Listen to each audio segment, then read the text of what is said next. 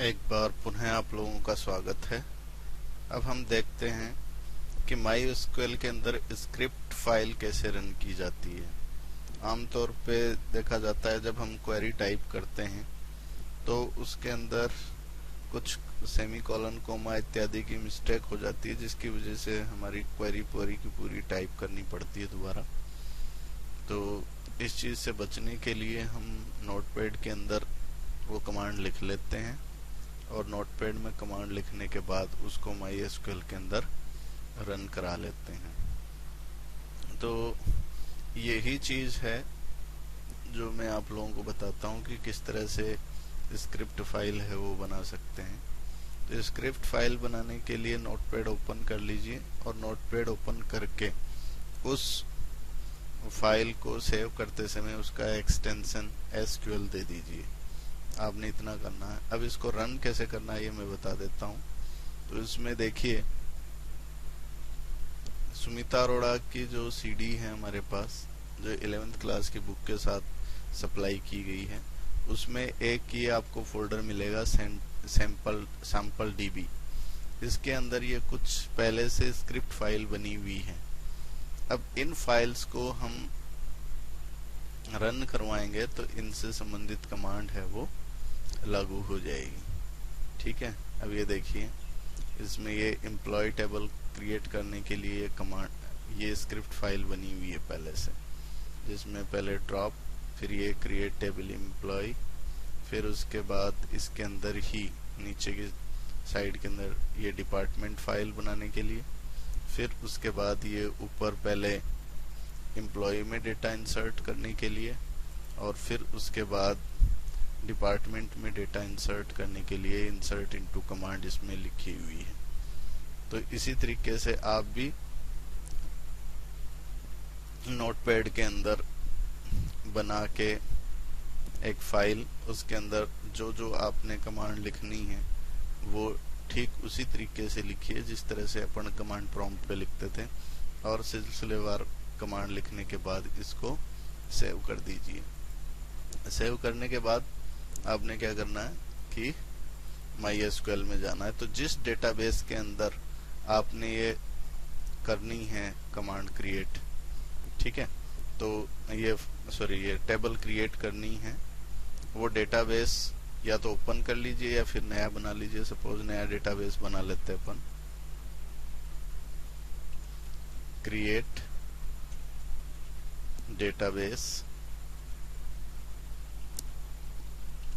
My data के नाम से मैंने एक डेटाबेस बना लिया। ठीक है। अब इसको ओपन कर लीजिए, यूज माई डेटा। ठीक है, ये हो गया। अब इसके अंदर हम देखते हैं कि कौन सी फाइल अपन को बनानी है। क्रिएट एम्प्लॉय डिपार्टमेंट और क्रिएट स्टूडेंट, ये दो फाइल अपन इसमें, दो टेबल, तीन टेबल जो भी है इसके अंदर, ये दो फाइल रन करवाएंगे, एम्प्लॉय वाली और ये स्टूडेंट वाली। ठीक है।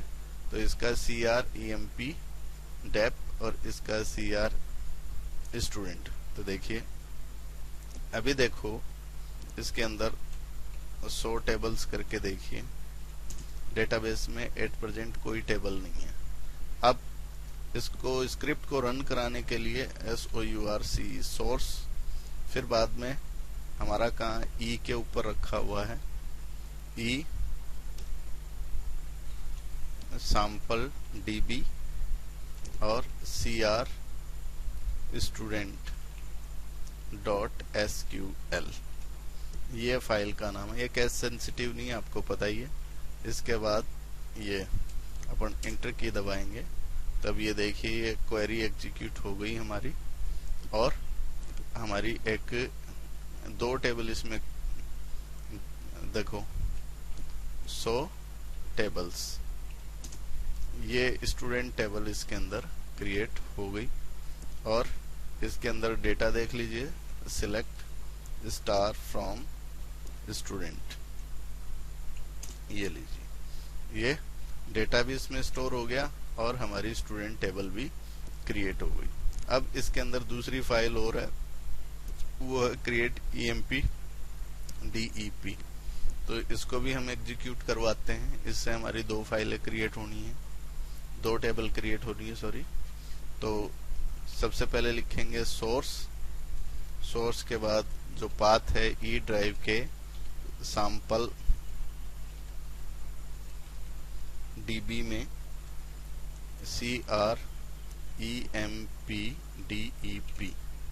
ये लिख के हम एंटर की प्रेस, फाइल का नाम गलत हो गया, क्या नाम था इसका,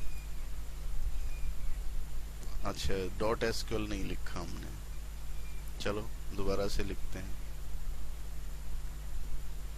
सोर्स ई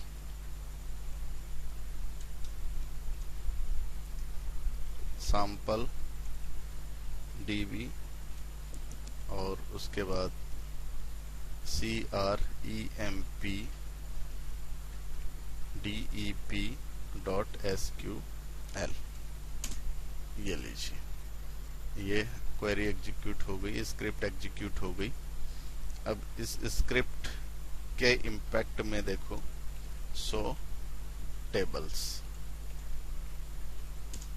तो ये हमारे पास ये डेप्थ और EMPL ये 2 टेबल इसमें क्रिएट हो गई। अब देख लीजिए इसका data, select star from EMPL, ये एम्प्लॉय में 14 रोज हैं, सिलेक्ट स्टार फ्रॉम डेप्थ, ये लीजिए, ये दोनों फाइल्स के डेटा है, ये इसमें हमें दिखाई देंगे दोनों टेबल्स के। तो इस तरीके से हम स्क्रिप्ट रन करवा सकते हैं, अपनी स्क्रिप्ट बना सकते हैं, और जो कमांड प्रॉम्प्ट में हम कमांड देते हैं वो स्क्रिप्ट फाइल में लिख के फिर एक साथ उसको बैच फाइल के रूप में रन करवा सकते हैं। धन्यवाद।